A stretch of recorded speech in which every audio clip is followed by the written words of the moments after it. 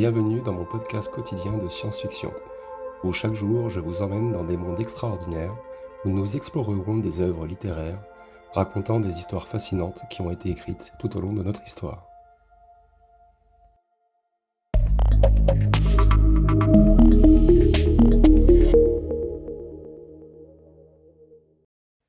Bonjour à toutes et bonjour à tous, très chères auditrices et très chers auditeurs. J'espère que vous allez tous très très bien et que vous profitez du soleil si vous en avez un petit peu. Aujourd'hui, on va continuer l'épisode sur les épisodes sur Warp Drive, sur les Warp Drive. Et aujourd'hui, donc, on va entamer cet épisode en fait sur, on va dire, un épisode qui a déjà été écrit, on va dire, mais que je n'ai pas complètement façonné. L'épisode 5, en fait, parle déjà de la génération et de la stabilisation de la bulle Warp.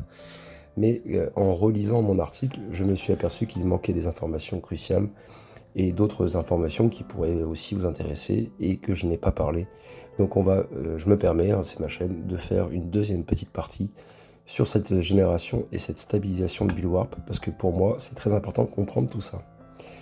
Petite auto-promo aussi, si vous avez un peu de temps, s'il vous plaît, si ça vous intéresse, si vous lisez, si vous aimez bien lire les romans dystopiques, n'hésitez pas à aller sur mon site web ou sur mon Amazon que je vous mets en description pour que vous puissiez regarder et voir si ça vous intéresse. Moi, le livre que j'ai écrit, donc le premier tome est sorti déjà il y a quelques semaines.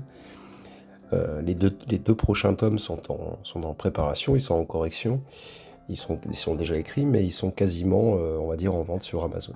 Et vous avez aussi un livre, Le Voyage extraordinaire, que j'ai façonné avec un petit peu de patience, on va dire, et d'amusement. C'est un livre pour les enfants qui plaît pas mal, qui est vraiment pas mal. Vous allez voir, c'est l'histoire d'un auteur, un écrivain qui se balade avec un chat qui parle et qui fait le tour du monde. Bref, bon. On est sur un épisode des Warp Drive, donc on va continuer là-dessus. Mais tout ça pour dire que voilà, on arrive au point 3, donc sur les défis technologiques et scientifiques. Donc on va parler de cette fameuse génération et stabilisation de cette bulle Warp qu'on a déjà parlé, mais que je vais y revenir un petit peu dessus, parce que selon moi ça demande précision. On parlera aussi dans un autre épisode des mécanismes théoriques pour la stabilisation de la bulle Warp, donc j'en parlerai pas dans cet épisode-là, parce qu'il va être conséquent, celui que je vais faire. Et on parlera de matière exotique et de sa fabrication, comment on pourrait la fabriquer, et les effets et les conséquences sur le vaisseau et l'équipage. C'est un sujet aussi qui m'intéresse pas mal, sur la sécurité, la santé, les défis de navigation, les communications. Vous allez voir, c'est incroyable. Même comment on fait pour communiquer avec des vitesses supraluminiques, par exemple. Ça pourrait être... c'est une question intéressante, ma foi. Bien, repartons sur notre sujet, donc sur la génération et la stabilisation de la bulle Warp. Je vais faire comme pour l'épisode des trous noirs, les images que je vais vous balancer, donc je les ai générées avec des prompts qui sont quasi parfaits, je pense. Mais voilà, j'ai voulu représenter vraiment de quoi je parlais. Mais je vous ferai un petit briefing à la fin, quoi. En gros, je vous expliquerai quelle image correspond en fait à quelle description. Ça me paraît plus simple, parce que en ce moment, j'ai pas vraiment le temps. Ça me prend énormément de temps de créer une vidéo. Je pense que vous vous en doutez. Donc du coup, je vais faire comme pour les trous noirs. À la fin, je vais réserver 5-10 minutes pour vous expliquer un peu ce que décrit en fait les illustrations que je vous ai façonnées. Donc parlons tout de suite des problèmes actuels de la génération d'énergie des bulles Warp. Donc la notion de bulle Warp, en fait, popularisée par la SF, notamment dans l'univers de Star Trek, ça fait référence donc à une méthode hypothétique qui permet de déplacer un objet à des vitesses supraluminiques, donc plus rapides que la lumière, sans enfreindre les lois de la relativité d'Einstein. Et la théorie derrière cette idée, en fait, a été partiellement explorée dans la physique théorique, notamment à travers des concepts comme ceux proposés par Miguel Alcubierre, que je vous ai déjà parlé dans les épisodes précédents, en 1994. Et pour aborder ce sujet, donc, on doit d'abord comprendre les défis liés à la génération et à la stabilisation d'une telle bulle, ainsi que les problèmes actuels de la génération d'énergie dans ce contexte. Donc si vous n'avez pas vu l'épisode précédent, l'épisode qui concerne la génération des bulles Warp, je vous recommande grandement d'y aller tout de suite avant de regarder cet épisode. La proposition d'Alcubierre, en fait, elle s'appuie sur l'idée donc de contracter l'espace devant un vaisseau spatial et de l'étendre derrière lui. Donc ça crée ainsi une vague sur laquelle le vaisseau pourrait surfer et dépassant effectivement la vitesse de la lumière sans toutefois se déplacer localement plus vite que celle-ci. Cette approche, en fait, elle ne viole pas la relativité générale, puisque c'est l'espace lui-même qui est manipulé, qui est déformé. Donc, il y a des défis qu'il faut prendre en compte, et des défis d'énergie exotique. Et donc, l'idée, en fait, d'utiliser de l'énergie ou de la matière exotique pour courber, en fait, l'espace, qui est central d'ailleurs, mais qui est entre le vaisseau et l'espace-temps lui-même, en fait, on va modifier, en fait, l'espace-temps, je vais y arriver. Donc on va dire que psychologiquement, c'est compliqué d'imaginer, mais on déforme l'espace-temps par une très grande puissance et qui permet en fait de plier l'espace-temps pour pouvoir atteindre une distance très lointaine en un claquement de doigts. Mais euh, ce qui est central en fait dans cette théorie et qui envisage en fait la possibilité de voyager plus vite que la lumière ou de créer des raccourcis spatiaux, hein, comme les trous de verre par exemple, eh bien, ce concept, en fait, bien qu'extrêmement fascinant, il repose vraiment sur des principes qui défient la compréhension actuelle de la physique, et ça nécessite des conditions physiques non observées jusqu'à présent dans notre univers. J'ai déjà eu 2-3 abonnés qui m'ont écrit, qui m'ont vraiment posé la question, et je leur ai dit, mais non, en fait, pour l'instant, c'est vraiment théorique, hein. C'est juste de la spéculation, c'est de la théorie, on n'est vraiment pas encore là, hein. On n'est pas du tout là, pas du tout. Même si l'armée, entre guillemets, a 30 ou 40 ans d'avance sur la technologie actuelle, eh bien, même malgré ça, en fait, on n'est toujours pas capable de faire ça, hein. Mais bon, il y a des technologies incroyables qui existent déjà, qu'on pourrait supposer, mais qui existent déjà selon moi, peut-être que je ferai un podcast là-dessus pour vous expliquer un peu des petites théories sympas. On va explorer donc plus en détail ce que signifie l'expression énergie ou matière exotique, qui a une pression négative, hein, et pourquoi elle est considérée comme hypothétique. Donc en gros, qu'est-ce que l'énergie exotique? Donc j'allais dire l'énergie négative, mais c'est un peu la même chose. En fait, l'énergie exotique en fait, a fait référence à une forme d'énergie qui possède des propriétés qui sont contrairement en fait, à celles observées dans la matière et l'énergie conventionnelle, hein, c'est l'opposé en fait, hein. Donc plus précisément, en fait, elle est caractérisée donc par une pression négative dans la physique traditionnelle, et la plupart des formes de matière et d'énergie que nous connaissons, en fait, ça exerce plutôt une pression positive. Et c'est-à-dire en fait qu'elle pousse contre ce qui les entoure. Et l'énergie exotique, en fait, en revanche, elle aurait plutôt un effet opposé qui attire les choses vers elle-même. Ce qui, en fait, selon la théorie de la relativité, eh bien, pourrait permettre de courber l'espace-temps de manière très particulière. Donc pourquoi est-ce que c'est nécessaire en fait de courber l'espace? En fait, la relativité générale, en fait, elle nous enseigne que la matière et l'énergie dictent la courbure de l'espace-temps. Cette courbure en fait que nous observons, et que nous percevons en fait comme la gravité, eh bien courber l'espace de manière à créer une bulle warp, en fait, ça nécessiterait de manipuler l'espace-temps d'une façon très spécifique, en la contractant devant un objet et en l'étendant derrière.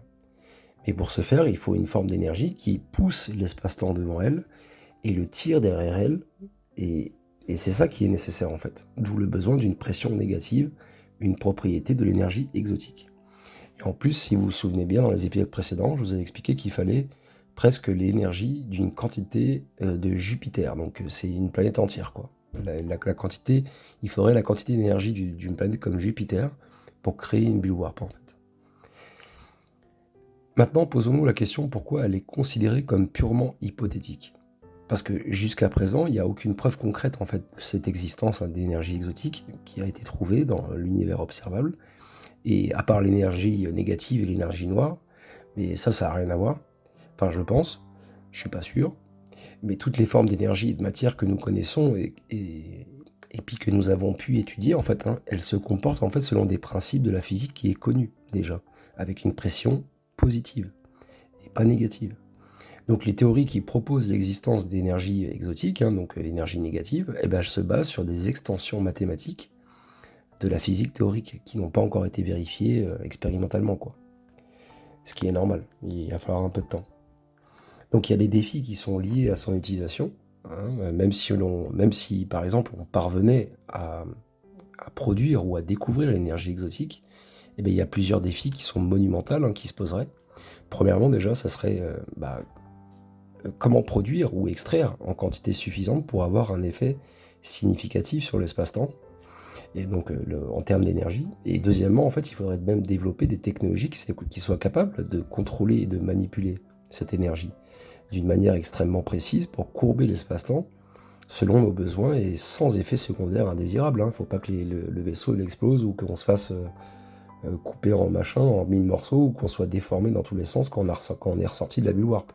Vous comprenez bien qu'il va falloir faire attention. Donc vous voyez que l'énergie exotique, en fait, bien que fascinante en théorie, ça reste toujours un concept largement spéculatif et puis hypothétique dans le domaine de la physique actuelle.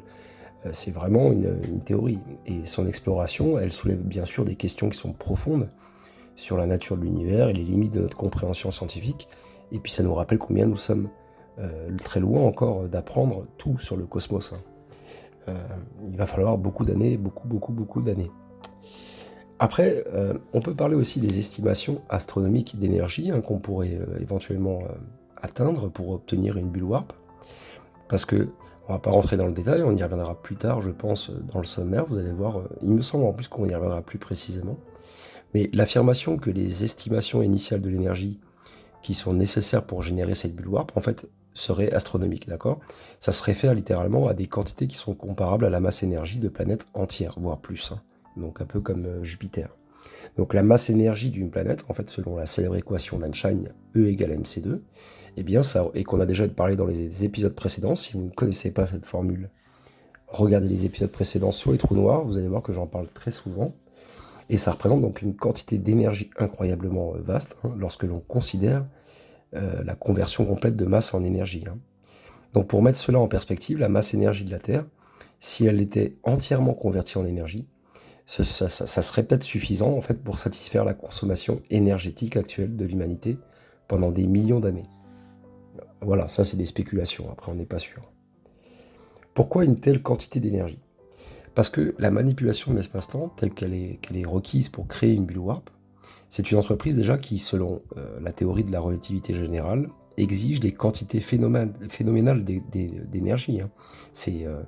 Cela en fait c'est dû au fait que en gros la modifiable et modelable. Sa structure en fait elle est déterminée par la distribution de masse, la distribution de masse et d'énergie dans l'univers. Et puis pour courber l'espace-temps de manière contrôlée et localisée, donc à l'échelle nécessaire pour le voyage spatial interstellaire, les exigences en fait énergétiques, elles surpassent de loin tout ce que la technologie humaine peut actuellement produire ou manipuler. C'est pour ça que je vous dis, on est vraiment très très loin. On n'est pas prêt, quoi. Donc après, il va falloir penser aussi certainement, je pense aussi aux réductions des exigences énergétiques. Parce qu'il va falloir contrôler ces exigences énergétiques pour les réduire au maximum, pour pouvoir consommer le moins possible et faire la même chose avec ce qu'on a. Et il y a des recherches ultérieures qui ont exploré en fait des moyens théoriques de réduire ces exigences énergétiques à des niveaux plus gérables, mais bien que toujours hors de portée d'ailleurs, parce que c'est... Ok, on y pense, mais c'est toujours hors de portée. Et ces méthodes, en fait, elles incluent l'optimisation de la forme de la bulle warp, donc ça sera toujours une bulle. Quand on parle de l'optimisation, c'est de sa taille, de sa densité, sa puissance, sa force. Et donc il y a la réduction de sa taille, bien sûr, ou l'utilisation de configurations qui sont spécifiques de manière exotique pour minimiser la quantité d'énergie nécessaire. En fait, vous avez des machines qui seront spécialisées dans les matières exotiques et qui seraient capables, en fait, un peu comme des, je sais pas comment on dit, ce qui permet en fait de réduire en fait les besoins énergétiques. Je sais pas comment on peut expliquer ça en électronique ou en électrique. Bref, je pense que les matheux peuvent savoir de quoi je parle. Bien que cette approche en fait elle ait réduit les estimations initiales, donc là, ça réduit en fait les estimations initiales, mais la quantité d'énergie de toute façon, comme je vous l'ai déjà dit, qui est requise en fait pour créer cette bulle warp, elle reste bien au-delà de ce qu'on peut envisager avec les technologies qu'on a. Ça c'est clair et net, je peux vous le confirmer à 100%. Donc au-delà de nos capacités actuelles, parce que l'expression bien au-delà de nos capacités actuelles, ça souligne la distance entre les exigences théoriques pour créer la bulle warp et ce que nos technologies actuelles peuvent réaliser. Donc non seulement la production d'énergie à une telle échelle, elle est inatteignable pour l'instant, ça c'est clair, avec les moyens qui sont existants, mais la gestion, le stockage et l'utilisation de cette énergie de manière sûre et contrôlée, ça représente quand même des défis qui sont supplémentaires, qu'on rajoute en plus et qui sont monumentales. Je veux dire, pour l'instant, comme je vous dis, on n'est pas prêt. Donc, bien que l'idée de voyager plus vite que la lumière en manipulant l'espace-temps qui captive en fait l'imagination, eh bien, les obstacles pratiques et théoriques qui demeurent formidables, hein, qu'on peut dire c'est super, mais les quantités d'énergie, elles sont quand même voilà, incroyables. On ne peut pas les dépasser pour l'instant, on en est vraiment loin. Je vous la fais court. Ces défis, en fait, ils encouragent néanmoins la recherche et l'innovation, parce que c'est normal, hein, il faut des défis. Ça pousse les scientifiques donc à explorer des nouvelles frontières de la physique et de la technologie énergétique. Et on va se concentrer un petit peu sur les fluctuations quantiques, les stabilisations de la Bill Warp, comment on fait, et qu'est-ce que c'est les fluctuations quantiques d'ailleurs, et comment l'implication de ces Bill Warp a un impact en fait sur les fluctuations quantiques. Vous allez voir, on va en parler un petit peu. Donc du coup, en fait, la stabilisation de la Bill Warp, en fait, c'est un défi qui est majeur, hein, bien sûr, hein, car même si on parvient toujours pas à créer une telle bulle, la maintenir stable en fait pendant le transport hein, d'un vaisseau à travers de vastes distances est une autre affaire en fait. Hein. Ça, vous allez le découvrir, puisqu'on va découvrir plusieurs défis. Donc d'abord, on a la fluctuation quantique, qu'on appelle ça, puisque la notion de fluctuation quantique, ça fait référence en fait à un phénomène qui est bien établi hein, dans le cadre de la mécanique quantique, où à l'échelle la plus élémentaire de l'univers, l'espace et les vides ne sont pas statiques, ou uniformément vides en fait, mais caractérisés par une activité incessante. Donc on va explorer plus en détail ce concept et les implications potentielles sur la stabilisation de la Bill Warp. Du coup, qu'est-ce que c'est les fluctuations quantiques? Alors en gros, dans le vide quantique, même en l'absence de particules et d'énergie au sens classique, il existe une activité qui est permanente sous forme de fluctuations. Cela signifie que des paires de particules et d'antiparticules peuvent apparaître spontanément et s'annihiler en un très court laps de temps, conformément au principe d'incertitude d'Heisenberg. Ces fluctuations en fait sont une manifestation de l'énergie du vide et c'est une propriété fondamentale de l'espace-temps au niveau quantique. Alors quelles sont les implications pour la Bull Warp? Parce que l'idée de créer et de maintenir une Bull Warp, ça implique la manipulation précise et délicate de l'espace-temps. Et ça se heurte aux défis posés par ces fluctuations quantiques en fait pour plusieurs raisons. On en a trois. On a l'imprévisibilité et l'instabilité. Les fluctuations quantiques, en fait, elles introduisent un degré d'imprévisibilité et d'instabilité dans l'espace-temps qui pourrait en fait compromettre la structure et la cohérence d'une bulle warp. Donc si l'on imagine une bulle warp comme une structure délicate et précisément conçue dans l'espace-temps, les fluctuations quantiques pourraient être comparées à des vagues imprévisibles perturbant un navire sur l'océan. Ensuite, le deuxième point, c'est l'échelle et le contrôle. Bien que ces fluctuations en fait se produisent à des échelles subatomiques, leur effet cumulatif en fait sur une structure macroscopique comme une bulle warp pourrait être significatif. Donc contrôler ou compenser ces effets à l'échelle nécessaire pour la stabilisation du bulle warp, ça représente un défi colossal et ça nécessite une compréhension et des technologies bien au-delà de ce que nous possédons actuellement. Et ensuite, on a le troisième point, c'est l'interaction avec la matière et l'énergie exotique. Parce que si la création d'une bulle warp nécessite de la matière ou de l'énergie exotique, comme suggéré par certaines théories, eh bien les interactions entre ces formes hypothétiques de matière-énergie et les fluctuations quantiques du vide sont largement inconnues hein, et pourraient même introduire des complications supplémentaires. Donc vous voyez, si on peut conclure, on va dire brièvement, les fluctuations quantiques, en fait, tout en étant un aspect fascinant de la physique quantique, ça souligne l'écart immense entre notre compréhension actuelle de l'univers au niveau le plus fondamental hein, et l'idée de manipuler l'espace-temps avec des fins telles que le voyage plus rapide que la lumière. Les efforts en fait pour conceptualiser et éventuellement surmonter ces défis ne cessent de pousser les limites de la physique théorique et expérimentale et ça nous incite à explorer plus profondément les mystères de l'univers. Ensuite, on va parler un petit peu du contrôle et de la direction de la bulle warp.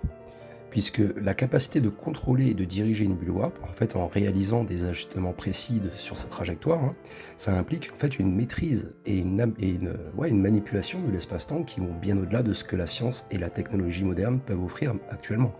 Cette proposition en fait soulève des questions qui sont très complexes hein, et fascinantes même, quant à la nature de l'espace-temps et à notre interaction avec celui-ci. Donc l'acte de contrôler une bulle warp, en fait, ça exigerait non seulement de la créer et de la maintenir stable face aux fluctuations quantiques et aux autres défis énergétiques, hein, mais aussi de la diriger précisément à travers l'espace-temps. Et cela signifierait en fait avoir la capacité de modifier la structure de l'espace-temps autour de la bulle de manière réactive et contrôlée. Et c'est pour naviguer à travers l'univers à des vitesses supraluminiques. Ça représente quand même des défis techniques, hein. On en a trois j'en ai retenu trois. On a la précision dans la manipulation de l'espace-temps. Parce que pour diriger une bulle warp, en fait, il faudrait exercer un contrôle extrêmement précis, hein, donc sur les conditions très spécifiques de l'espace-temps, notamment sa courbure, son expansion, contraction autour de la bulle. Et cela nécessiterait une compréhension et des technologies qui peuvent manipuler l'espace-temps avec une précision et une réactivité inimaginables encore aujourd'hui. Ensuite, on a le système de navigation. Parce que naviguer à des vitesses supérieures à celles de la lumière, dans un espace potentiellement courbé de manière non intuitive, eh bien ça poserait des défis inédits en matière de navigation. Il faudrait développer des systèmes capables de calculer des trajectoires à travers un espace-temps déformé, en tenant compte des obstacles cosmiques, de la destination souhaitée et des effets de la relativité générale. Et on a le dernier point, c'est la technologie de contrôle avancée, puisque ces méthodes actuelles de contrôle technologique, même les plus avancées, hein, eh bien, c'est basé sur des principes physiques bien compris, hein, et qui sont manipulables dans notre environnement tridimensionnel habituel. Mais la manipulation de l'espace-temps pour le contrôle d'une bulle warp, ça exige forcément une nouvelle classe de technologie qui opère selon des principes que nous commençons tout juste à entrevoir dans les théories physiques les plus avancées. Parlons aussi un petit peu au-delà de notre compréhension actuelle, puisque le défi ne réside pas seulement dans la technologie nécessaire pour effectuer une telle manipulation de l'espace-temps, mais aussi dans notre compréhension fondamentale de l'univers. La physique théorique en fait continue d'explorer les limites de ce qui est possible, mais la traduction de ces théories en technologie pratique, et c'est une entreprise qui pourrait se situer bien au-delà de notre portée actuelle. Donc vous voyez, la notion de contrôler et de diriger une bulle warp, bien, ça met en lumière en fait l'énorme fossé entre les spéculations théoriques fascinantes, hein, sur les voyages plus rapides que la lumière et la réalité pratique de notre technologie et surtout aussi de notre compréhension scientifique. Comme pour tous les grands défis scientifiques, en fait, chaque question résolue, ça ouvre la porte à des nouvelles inconnues en fait, hein, qui encouragent ainsi la poursuite de l'exploration et de l'innovation.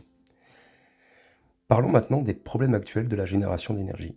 Donc, pour alimenter une bulle warp, il faudrait donc surmonter les limites actuelles de notre technologie énergétique. Nos sources d'énergie les plus puissantes aujourd'hui, comme les réacteurs nucléaires ou les accélérateurs de particules, sont bien loin de fournir les quantités d'énergie nécessaires. Donc le défi, c'est la production d'énergie. L'augmentation de notre capacité de production d'énergie de plusieurs ordres de grandeur, ainsi que la nécessité de la rendre manipulable et transportable, ça constitue des défis majeurs qui doivent être relevés en fait, pour rendre possible des technologies futuristes comme les Blue Warp. Et cette proposition touche à des aspects fondamentaux de la physique et de l'ingénierie et de la gestion de l'énergie. L'augmentation de la capacité de production d'énergie, ça aussi c'est un problème, puisque la production d'énergie sur une échelle significativement plus grande que ce qui est actuellement réalisable, hein, ça implique des avancées majeures dans la science et la technologie énergétique, et les méthodes actuelles de production d'énergie, qu'elles soient fossiles, nucléaires, solaires, éoliennes ou hydroélectriques, sont limitées en fait par des contraintes environnementales, de rendement et de ressources. Donc augmenter cette capacité de plusieurs ordres de grandeur, ça nécessiterait non seulement de nouvelles sources d'énergie, mais aussi des avancées dans la manière dont nous convertissons, stockons et utilisons cette énergie. Donc c'est là qu'on parle de la manipulation et de la transportabilité. Parce que comment rendre l'énergie manipulable et transportable à l'échelle nécessaire pour alimenter des concepts comme les bulles warp? Ça présente bien sûr un ensemble unique de défis. Et actuellement, le transport de grandes quantités d'énergie sur de longues distances, c'est inefficace et soumis à d'importantes pertes. Les méthodes de stockage de l'énergie sont également limitées en fait en capacité et en efficacité pour des applications nécessitant des grandes quantités massives d'énergie, comme la création et le maintien de la bulle warp. Il faudrait développer des systèmes capables de stocker et de transporter l'énergie avec une efficacité proche de 100%, sans perte significative. Vous voyez, c'est incroyable. Et on va parler maintenant aussi des défis technologiques et scientifiques. Moi, j'en ai retenu trois. On a la nouvelle source d'énergie, donc explorer des sources d'énergie jusqu'alors théoriques ou non exploitées, comme la fusion nucléaire, l'antimatière ou des formes encore inconnues d'énergie. Ça pourrait fournir des quantités nécessaires. Cependant, maîtriser ces technologies à une échelle pratique, ça représente un défi colossal. On a le deuxième point qui est la conversion et le stockage. Améliorer des technologies de conversion et de stockage d'énergie pour atteindre donc des niveaux d'efficacité et de capacité sans précédent, c'est essentiel. Et cela inclut le développement de batteries de nouvelle génération, de supercondensateurs et d'autres formes de stockage d'énergie avancée. Je fais un petit stop là-dessus puisque en parlant de développement de batteries de nouvelle génération, je suis en train de créer un très bon podcast sur les futures batteries ou les batteries qui pourraient exister dans 100 ou dans 200 ans. Et vous allez voir que c'est incroyable. Normalement, d'ici la semaine prochaine, il sera prêt. Et le dernier point, donc, c'est le système de transport. Donc, concevoir en fait des systèmes qui sont capables en fait de transporter efficacement l'énergie sur de longues distances ou même dans l'espace, ça nécessite de repenser fondamentalement notre infrastructure énergétique actuelle.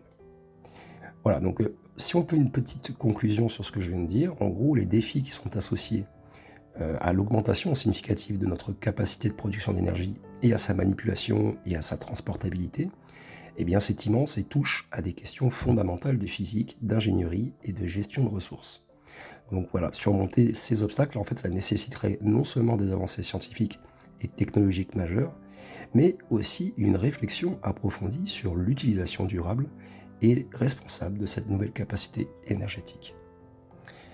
Parlons maintenant de l'énergie exotique. Alors, la notion d'énergie exotique et les perspectives de sa création ou extraction représentent une frontière fascinante de la physique. Ça pose des défis qui exigent des avancées conceptuelles et technologiques profondément révolutionnaires. Et cette énergie, par nature, en fait, elle diffère radicalement des formes d'énergie connues et manipulées par la science actuelle. Je pense que ça, vous l'avez bien compris. Et son exploration, d'ailleurs, nous invite à repenser notre compréhension de l'univers. Alors, parlons un peu de sa nature, de cette énergie exotique. L'énergie exotique, en fait, telle qu'imaginée dans les théories sur la manipulation de l'espace-temps et les voyages plus rapides que la lumière, possède des caractéristiques qui dépassent les cadres traditionnels de la physique. Notamment, elle pourrait se manifester par une pression négative. Ça, je l'avais déjà dit. Et c'est une propriété qui inverse donc notre compréhension habituelle des forces et du comportement de l'énergie dans l'espace-temps. Et sa réalisation pratique nécessiterait non seulement de découvrir ou de synthétiser en fait de telles formes d'énergie, mais aussi de les comprendre à un niveau fondamental, vous voyez, pour les manipuler de manière contrôlée, quoi. Donc ça demande des avancées en physique théorique. Donc la première étape vers la maîtrise de l'énergie exotique, en fait, elle réside dans des percées en physique théorique, et il s'agirait même d'ailleurs de développer des nouvelles théories ou d'approfondir celles qui sont déjà existantes, comme la théorie des cordes ou la gravité quantique à boucle. Et pour expliquer et prédire l'existence et les propriétés de l'énergie exotique, cela exige en fait une compréhension plus profonde de la structure fondamentale de l'univers, et y compris les dimensions supplémentaires de l'espace, des particules non encore découvertes, et des formes inédites de matière et d'énergie qu'on ne connaît pas encore. Donc ça demande des avancées expérimentales. Donc parallèlement en fait aux théories, il y a des avancées expérimentales qui seraient nécessaires pour observer, créer ou extraire de l'énergie exotique. Et cela impliquerait le développement de technologies capables de tester les nouvelles théories physiques dans des conditions vraiment extrêmes, peut-être en créant des conditions inédites dans des accélérateurs de particules, des observatoires astrophysiques ou même des dispositifs expérimentaux entièrement nouveaux. Donc la détection et la manipulation d'énergie exotique, ça exige vraiment des instruments d'une précision et d'une sensibilité sans précédent, et qui soient capables d'ailleurs d'interagir avec les aspects les plus subtils et les moins compris de l'univers. Donc ça demande des implications et des défis, donc là pareil. La poursuite en fait de l'énergie exotique, elle soulève des questions profondes non seulement sur la capacité technologique et scientifique de l'humanité, mais aussi sur les implications philosophiques et éthiques de telles découvertes. Les implications en fait elles pourraient s'étendre bien au-delà des voyages spatiaux et touchant même à des domaines tels que la production d'énergie, la médecine et la compréhension de l'univers lui-même. Donc vous voyez que l'exploration d'énergie exotique et les avancées nécessaires pour sa réalisation, ça incarne l'essence même de la quête scientifique. Repousser les frontières de l'inconnu, révéler de nouvelles réalités sur notre monde. Et toutefois, ces avancées révolutionnaires, elles demandent une innovation très audacieuse en physique théorique et expérimentale, et ça défie bien sûr nos connaissances actuelles et qui nous invite à envisager des possibilités qui semblent d'ailleurs encore aujourd'hui relever de la science-fiction. Parlons pour ce troisième petit point de la durabilité et de la sécurité. Ça, c'est intéressant aussi. La question de la durabilité et de la sécurité dans le contexte de technologies avancées, notamment celles qui impliquent des grandes quantités massives d'énergie, comme pour la création d'une bulle warp ou la manipulation de l'énergie exotique, c'est d'une importance capitale. Ces enjeux y transcendent les simples obstacles techniques pour toucher à la responsabilité éthique et à la viabilité à long terme de telles technologies. Donc parlons un peu plus précisément de durabilité. Donc c'est une nécessité fondamentale. La durabilité dans ce contexte a fait référence à la capacité de maintenir et de soutenir ces technologies avancées d'une manière qui ne compromette pas les ressources ou la stabilité de notre environnement, que ce soit sur Terre ou dans l'espace. Donc ça implique trois choses. La gestion responsable des ressources, donc on va assurer que la production, l'utilisation et puis éventuellement la dissipation de l'énergie exotique ou de toute autre forme d'énergie massive, et bien que ça ne dégrade pas l'environnement ni ne consomme des ressources de manière irréversible. Ensuite, on a la technologie verte. Donc développer et utiliser des technologies qui minimisent je vais y arriver, l'empreinte écologique et qui favorisent le recyclage de l'énergie et des matériaux employés dans ce processus. Donc ça, c'est quand même plus compliqué, on va dire.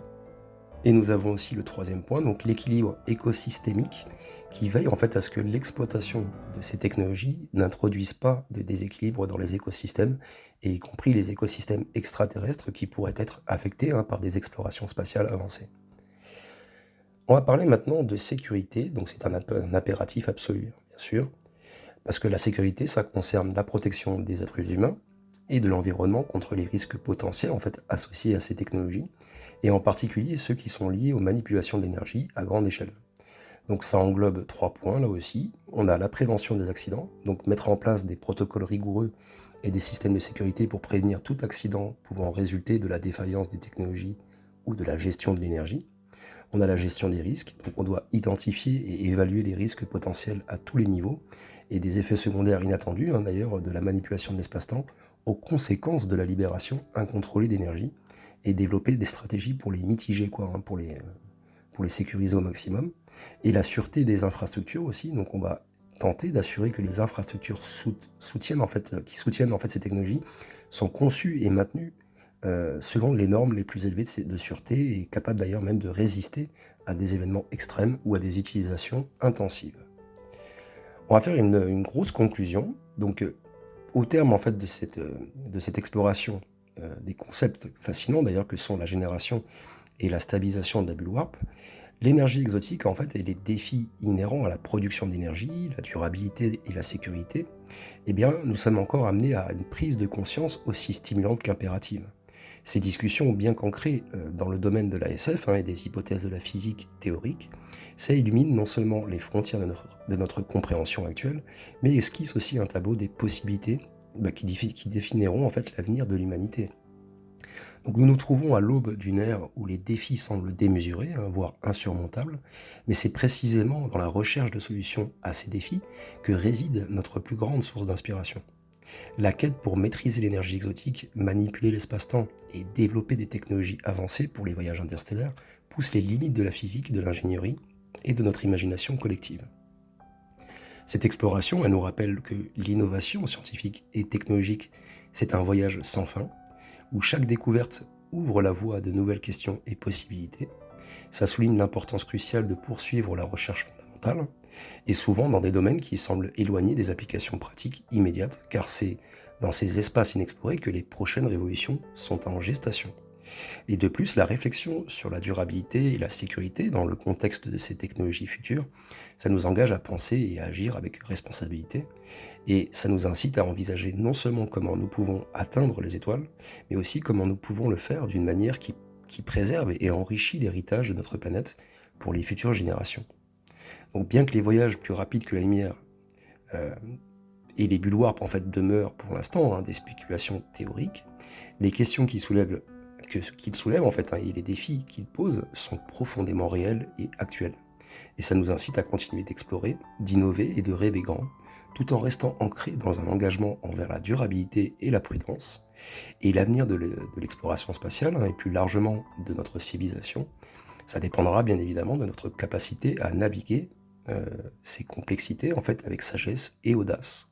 Et c'est un voyage extraordinaire qui nous attend, hein, rempli de mystères à résoudre et de frontières à repousser. Voilà, j'ai fini mon petit article. Vous avez vu que c'était quand même pas mal condensé. Ça fait presque 30 minutes. Je vais maintenant vous repasser donc les images que je vous ai montrées tout au long de ce podcast. Et je pense que ça va prendre 10 minutes. Et je vais vous expliquer un peu ce qu'il en est, qu'est-ce que ça représente, qu'est-ce que ça illustre, pour les plus curieux bien sûr. Allez, donc du coup, on se dit à tout de suite.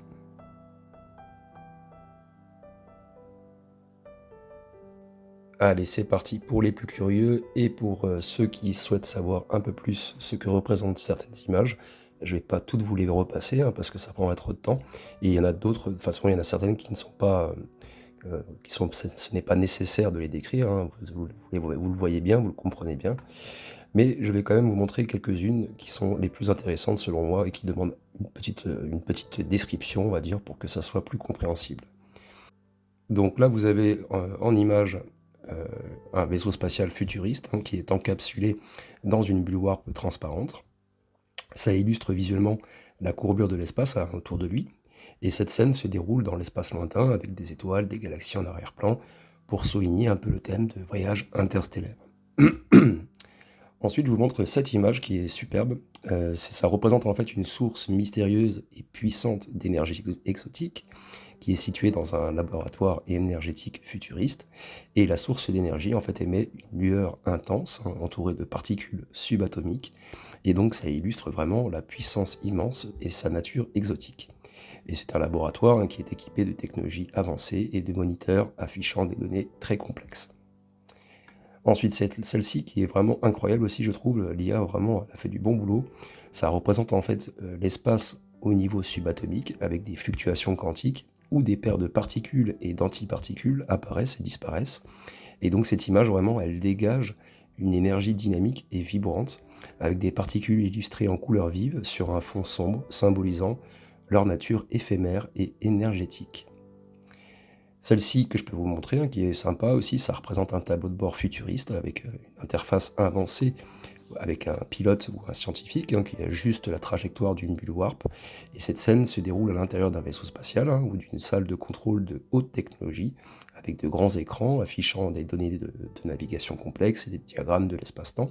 Et l'environnement est sophistiqué et ultra moderne et ça souligne la technologie avancée nécessaire hein, pour manipuler l'espace-temps pour le voyage interstellaire.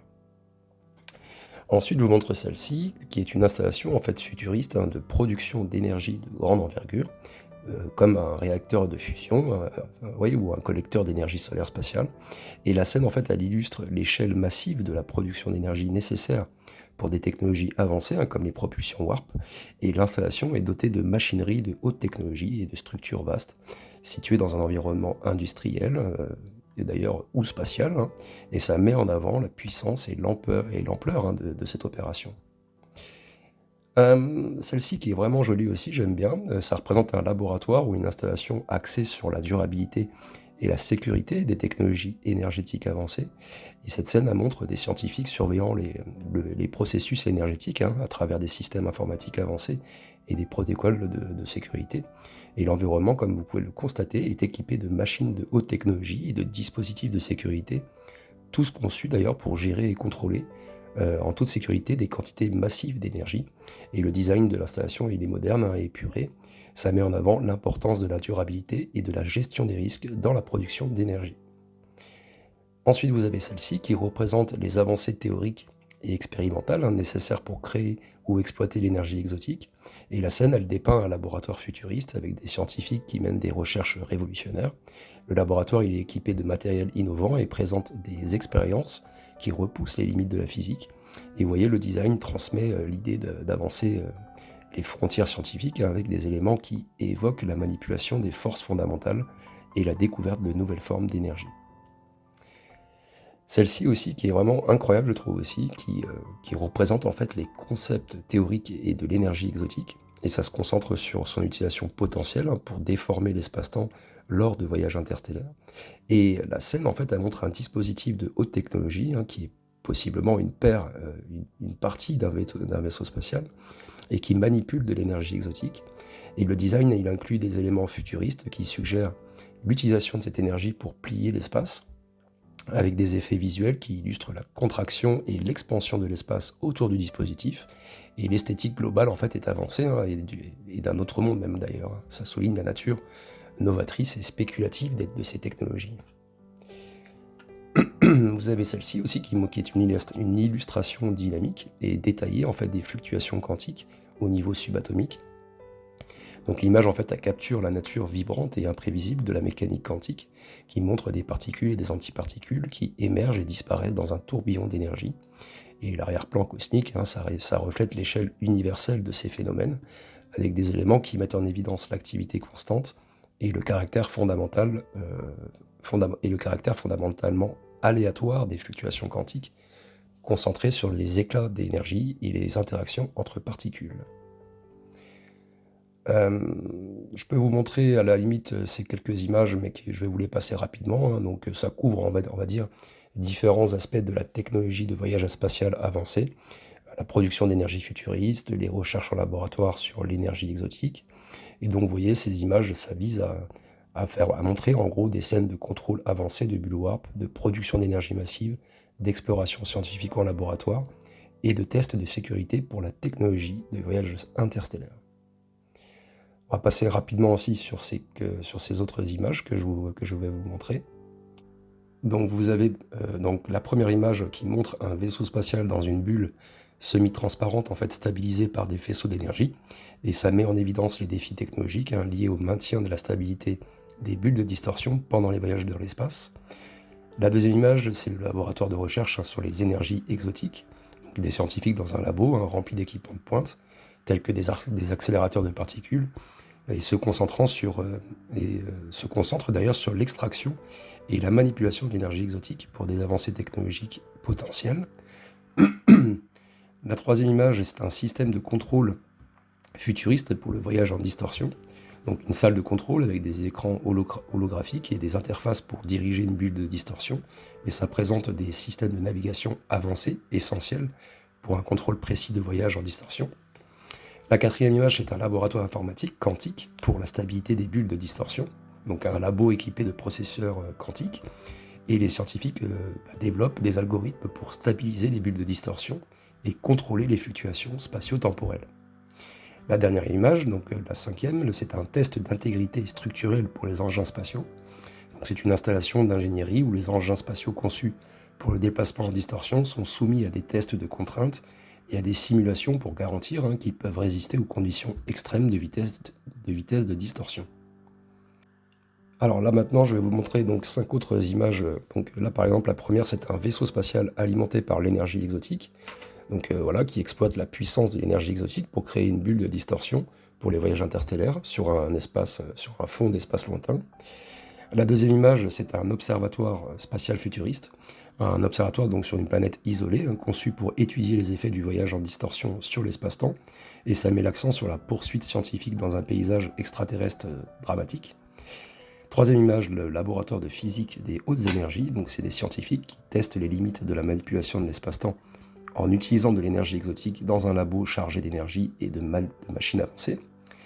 La quatrième, c'est une installation de recherche spatio-temporelle, donc une installation qui effectue des simulations avancées des bulles de distorsion, qui comporte un modèle holographique central et illustrant la complexité de la technologie de distorsion. La cinquième image, c'est un laboratoire spatial d'ingénierie, où les ingénieurs en fait intègrent des systèmes énergétiques exotiques dans des engins spatiaux, et ça met en évidence les défis pratiques et les solutions innovantes de l'ingénierie de ces engins spatiaux. Voilà, donc on a fait le tour, on va dire, de toutes ces images. J'espère que ça a pu vous fournir un peu plus d'informations, que vous avez un peu mieux compris. En tout cas, cet article était passionnant à créer aussi, comme tous les autres d'ailleurs, mais c'est vrai que plus j'avance dans le sujet, en fait, et plus je découvre des nouvelles choses. Et c'est vraiment un sujet fascinant, les Warp Drive, c'est incroyable. Bref, je vais pas vous déranger plus longtemps, pardon. L'épisode était assez long et condensé. L'épisode sur les trous noirs va bientôt arriver, je suis en train de le préparer. Et je suis aussi en train de préparer l'article sur le développement médical, hein, qui sont reliés en fait à la science-fiction. J'avais commencé donc le premier épisode que je pense que vous avez tous dû entendre. Et bah, je suis en train de faire celui-là aussi. Donc vous voyez, il y a pas mal de choses qui sont en perspective. Bah écoutez, je vous souhaite une très belle journée, une très belle soirée. Prenez soin de vous. Euh, N'hésitez pas à aller jeter un coup d'œil, s'il vous plaît, dans la description pour aller voir mon site web ou alors sur mon Amazon, hein, pour voir le livre, si ça pourrait peut-être vous plaire, hein, il faut voir. Et je vous dérange pas plus longtemps. Je vous souhaite une très belle soirée, une très belle journée. Ciao, ciao, prenez soin de vous.